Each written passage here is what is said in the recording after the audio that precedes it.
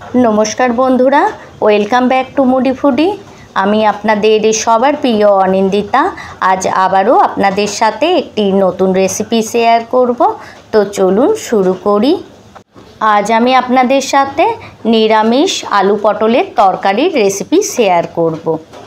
तो सबार प्रथम सब्जिटी बानाबार जोन्नो आमी आगे थेकेई एकटा कड़ाइये 1 टेबिल स्पूनेर मतो मास्टार्ड अয়েল गरम करार जोन्नो रेखे दिएछि। এখন গরম তেলে আমি এই পটলগুলিকে দিয়ে ভেজে একটা প্লেটে ট্রান্সফার করে নেব। সঙ্গে সঙ্গেই আমি এর মধ্যে অ্যাড করব হাফ টিস্পুনের একটু কম হলুদ গুঁড়ো।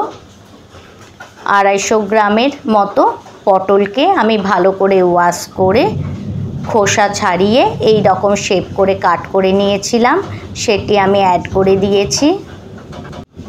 এই দেখুন বন্ধুরা আমার পটলগুলি ভাজা হয়ে গেছে। এখন এগুলিকে আমি একটা প্লেটে ট্রান্সফার করে নেব। এখন সেম তেলেই আমি দিয়ে দেব 1 টিস্পুনের মতো গোটা জিরে। তারপর আমি এর মধ্যে অ্যাড করব আলু। দুটো মিডিয়াম সাইজের আলুকে আমি ভালো করে ওয়াশ করে খোসা ছাড়িয়ে এই রকম শেপ করে কাট করে নিয়েছি, সেটা আমি অ্যাড করে দিলাম।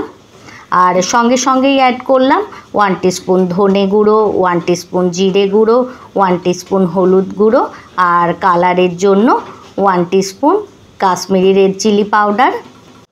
এখন আমি এর মধ্যে অ্যাড করব টমেটো, আদা, কাঁচা লঙ্কা আর গরম মশলা বাটা। মশলাটিকে অ্যাড করার পর এটিকে আমি খুব ভালোভাবে মিক্স করে নেব। তারপর ঢাকা দিয়ে আমি মিডিয়াম ফ্লেমে 2 মিনিটের জন্য এটিকে রেখে দেব। এই দেখুন বন্ধুরা আমার 2 মিনিট হয়ে গেছে, মশলাটিও খুব ভালোভাবে কষানো হয়ে গেছে। এখন আমি এর মধ্যে অ্যাড করব ভাজা পটলটিকে। ভাজা পটলটিকে অ্যাড করার পর এটিকেও আমি সমস্তগুলির সাথে মিক্স করে নেব।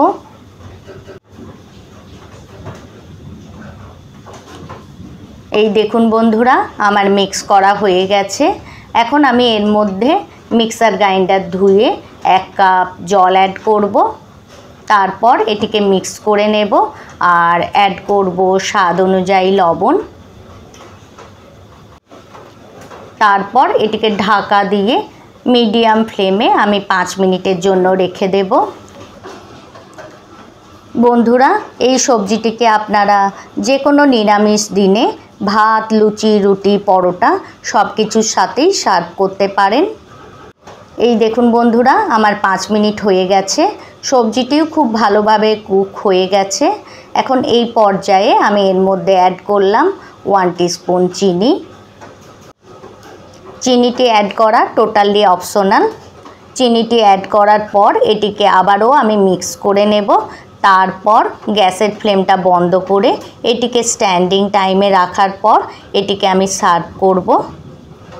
তাহলে বন্ধুরা ভালো থাকবেন, সুস্থ থাকবেন, আবার দেখা হবে অন্য কোনো রেসিপিতে।